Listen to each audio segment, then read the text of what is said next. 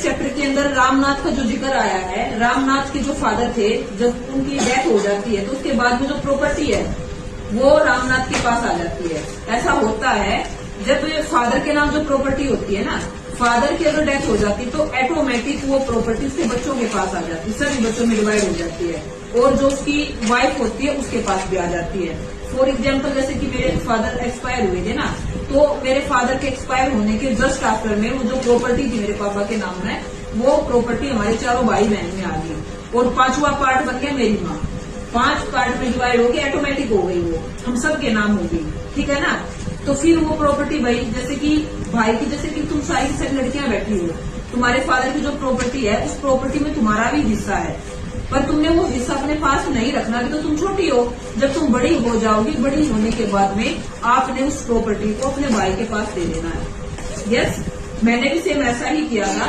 मेरे भाई की जो 18 प्लस हो गई थी ना, मैंने उसी टाइम अपने भाई से डिस्कस करके वो प्रॉपर्टी मैंने भी और अपनी बहनों से भी बोल दिया था, और मेरी जो मदर की थी सबकी प्रॉपर्टी भाई के नाम करवा दी थी। क्यों? क्योंकि बेटा जैसे कि अगर नहीं करवाती तो मैं इस घर में हूँ भाई, इस घर में मेरे को सब कुछ मिला हुआ है। इस घर में जो प्रॉपर्टी है, मेरे हस्बैंड की जो प्रॉपर्टी है, तो उसमें मेरा भी तो हिस्सा है ना, मैं भी तो उसकी मालिक हूँ। तो अब मैं वहां भी प्रॉपर्टी लेती और मैं यहाँ भी प्रॉपर्टी लेती। बेटा चुपे, वहां भी लेती और मैं यहाँ भी लेती। तो ऐसे तो ठीक नहीं था। भाई क्या करता बेचारा? तो तुम सब लड़कियों ने भी ऐसे ही करना है। जब तुम बड़ी हो जाओगी, तुम्हारे पापा की जो प्रॉपर्टी है वो उस प्रॉपर्टी को आपने रखना नहीं है, क्योंकि जिस घर में तुम्हारी शादी होगी वहां पे आपको सब कुछ मिलेगा।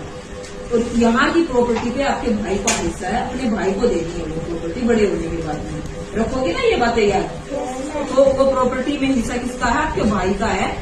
और बहुत सारी लेडीज ऐसा करती हैं, बहुत सारी लड़कियां ऐसा करती हैं कि जो प्रॉपर्टी होती है फादर की, अगर उनके नाम आ जाती है, उनके पास आ जाती है, तो उसको या तो वो सेल कर देती है, बेच देती है, या फिर वो अपने पास ही रखती है। ऐसा नहीं करना चाहिए बेटा। इससे क्या होता है, जो हमारी कल्चर है ना, उस कल्चर को एक बहुत बड़ा नुकसान होता है बेटा।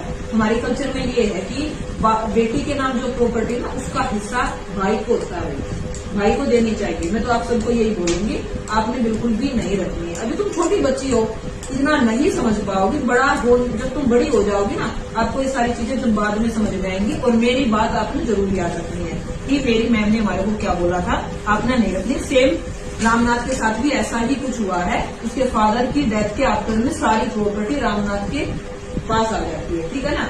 चलो आगे स्टार्ट करते हैं चैप्टर को जल्दी से।